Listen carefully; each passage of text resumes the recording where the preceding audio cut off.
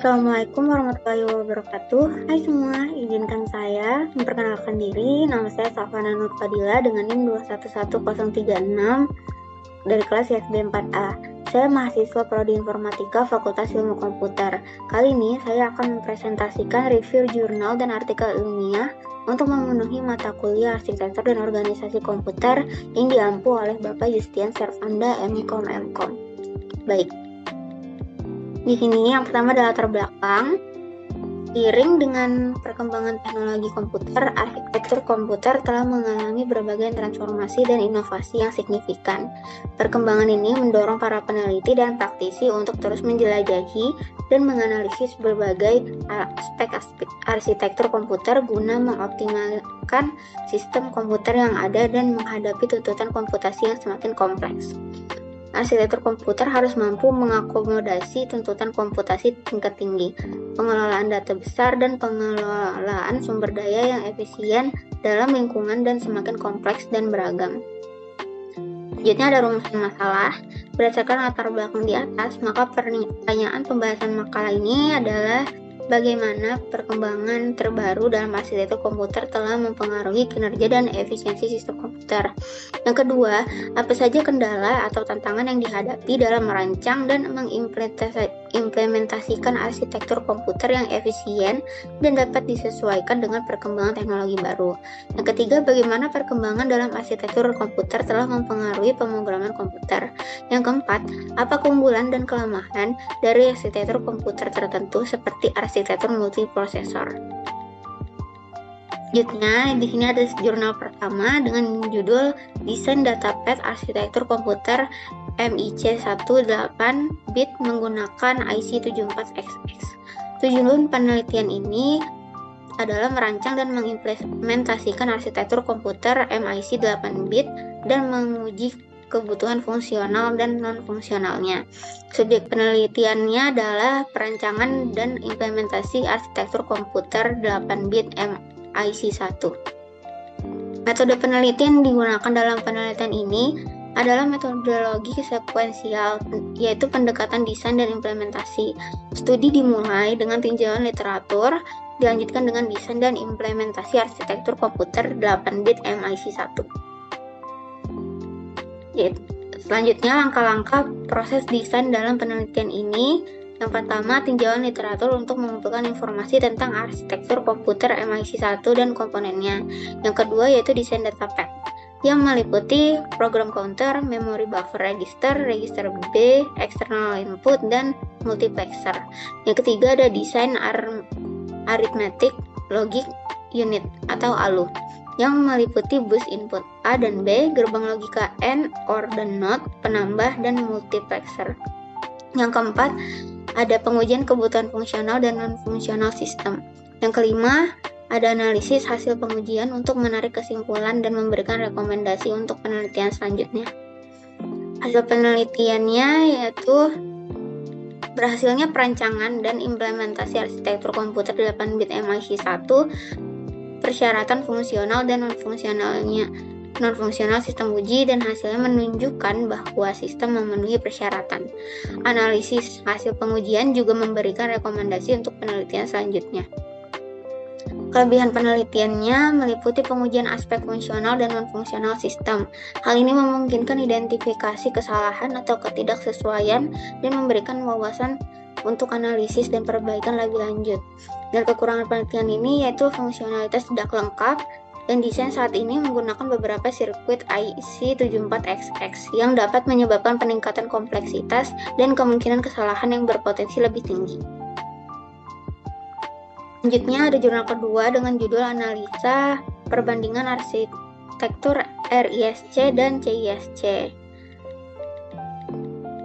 Tujuan penelitian dari analisis ini adalah untuk membandingkan dan membedakan karakteristik dan konsep arsitektur RISC dan CISC, serta untuk memeriksa kinerja dan efisiennya dalam hal desain, set instruksi, penggunaan memori, dan kecepatan eksekusi, dan bertujuan untuk memberikan wawasan tentang kekuatan dan kelemahan masing-masing arsitektur dan kesesuaiannya untuk berbagai jenis tugas komputasi.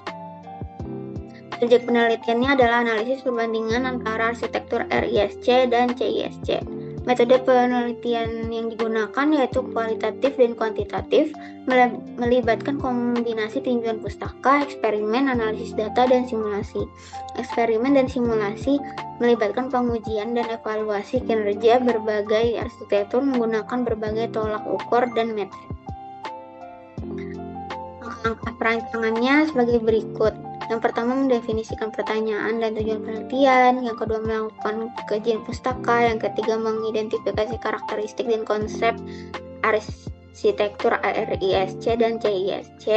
Yang keempat, ada membandingkan dan mengkontraskan kekuatan dan kelemahan masing-masing arsitektur. Yang kelima, ada menganalisis kesesuaian setiap arsitektur untuk berbagai jenis tugas komputasi.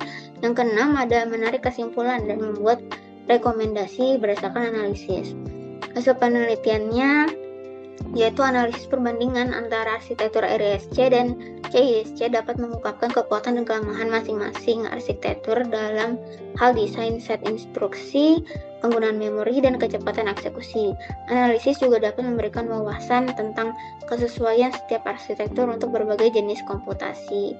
Hasil analisis ini digunakan untuk menginformasikan desain arsitektur komputer masa depan dan mengoptimalkan kinerja dan efisiensi arsitektur yang ada.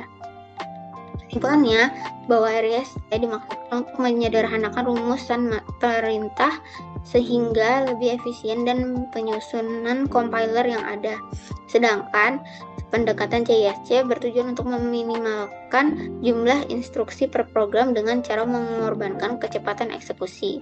Arsitektur CISC memiliki beberapa kelemahan seperti kompleksitas CPU, ukuran sistem, dan biaya yang besar, kecepatan clock yang menurun, keandalan yang rendah, dan troubleshooting yang sulit. Selanjutnya, jurnal ketiga dengan judul Studi Awal Desain Cluster Komputer dengan Arsitektur Prosesor yang Beda. Tujuan penelitian ini untuk mempelajari perilaku cluster komputer dengan menggunakan arsitektur prosesor yang berbeda, serta membandingkan kinerja prosesor Intel dan AMD untuk melakukan perhitungan numerik.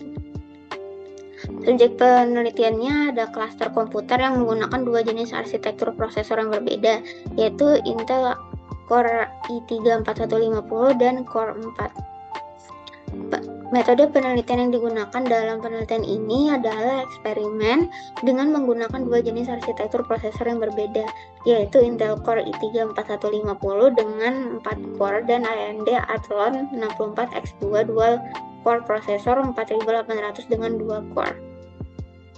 Penelitian ini juga menggunakan aplikasi G09 sebagai aplikasi standar untuk menghitung dan mendesain material komputasi. Langkah-langkah perancangannya yaitu memilih dua jenis arsitektur prosesor yang berbeda.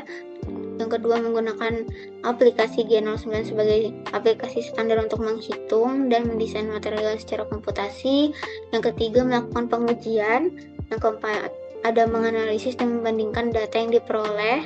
Yang kelima, ada membuat alternatif media pembelajaran komputer multiprosesor yang murah dan mudah diperoleh. Penelitiannya menunjukkan bahwa pada penggunaan prosesor tunggal, waktu perhitungan menggunakan AMD Athlon cenderung lebih stabil dan memakan waktu lebih singkat dibandingkan dengan Intel Core i3.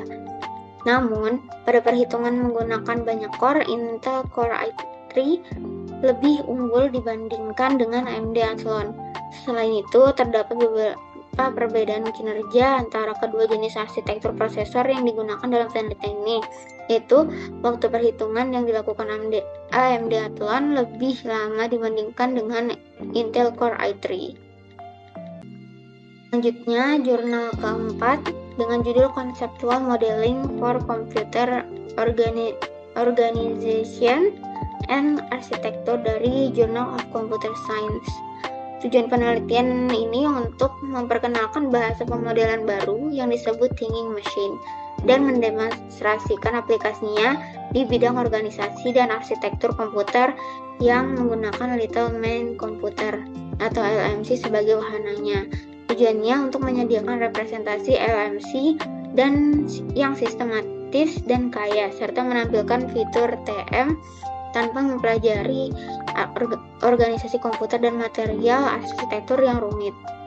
Subjek penelitian ini adalah Littleman Computer atau LMC yang digunakan sebagai wahana untuk mendemonstrasikan penerapan bahasa pemodelan thinking machine dan bidang organisasi dan arsitektur komputer. Metode penelitian yang digunakan dalam penelitian ini adalah model konseptual, melibatkan pengembangan dan penerapan bahasa pemodelan thinking machine untuk mewakili dan menganalisis Littleman Computer dalam konteks organisasi dan arsitektur komputer. Langkah perancangannya ada yang pertama mengidentifikasi ruang lingkup dan tujuan proyek pemodelan konseptual. Yang kedua ada mengumpulkan informasi dan sumber daya yang relevan tentang LMC, termasuk komponen, fungsi, dan arsitekturnya. Yang ketiga mengembangkan model konseptual dengan menggunakan bahasa pemodelan thinking machine. Ini melibatkan pembuatan diagram dan notasi untuk mewakili struktur dan perilaku LMC. Hasil penelitian menunjukkan bahwa pemodelan konseptual untuk organisasi dan arsitektur komputer penting dalam bidang pendidikan dan analisis program. Pengembangan bahasa abstraksi dan pemodelan tingkat tinggi seperti thinking machine dapat memberikan representasi yang sistematis dan kaya untuk organisasi dan arsitektur komputer. Kesimpulannya, berdasarkan kutipan yang diberikan, simulator mesin hipotesis seperti Littleman Computer dapat digunakan untuk mengajarkan konsep inti dalam organisasi dan arsitektur komputer. Yang kedua, bahasa pemodelan TM dapat digunakan untuk membangun level spesifikasi abstrak dalam bidang organisasi dan arsitektur komputer. Yang kelima, ada jurnal berjudul Accurate and High Performance Computer Architecture Simulation Using Deep Learning. Tujuan penelitian ini untuk mengeksplorasi penggunaan simulator berbasis pembelajaran mesin untuk prediksi kinerja dalam arsitektur komputer.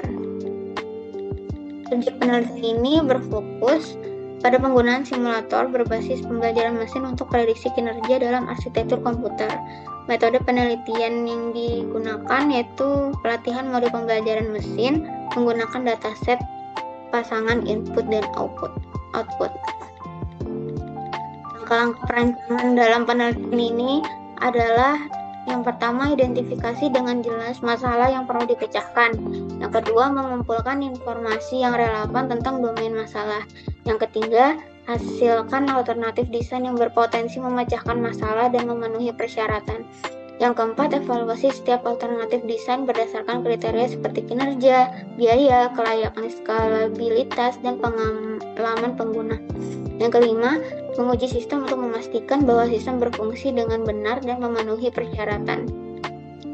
Hasil penelitian menunjukkan bahwa pemodelan konseptual untuk organisasi dan arsitektur komputer penting dalam bidang pendidikan dan analisis program. Dan kesimpulannya yaitu simulator berbasis ML dapat secara akurat memprediksi kinerja keseluruhan menangkap perilaku, arsitektur, dan aplikasi.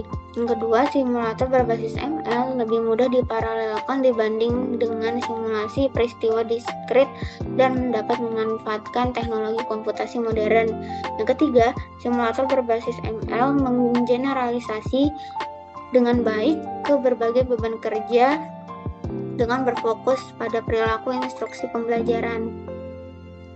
Selanjutnya kita kesimpulan, yaitu melalui tinjauan jurnal berjudul Arsitektur Komputer dapat disimpulkan bahwa arsitektur komputer merupakan aspek penting dalam desain dan pengembangan sistem komputer. Secara keseluruhan, review jurnal ini memberikan wawasan penting tentang perkembangan terkini dalam arsitektur komputer dan menggambarkan tantangan yang harus dihadapi dalam merancang sistem yang efisien dan responsif. Dengan pemahaman yang lebih baik tentang arsitektur komputer, kita dapat terus mengembangkan solusi inovatif yang memenuhi kebutuhan komputasi masa depan. Sekian, itu saja dari saya. Mohon maaf jika ada salah kata dan terbata-bata. Dan semoga berguna. Assalamualaikum warahmatullahi wabarakatuh.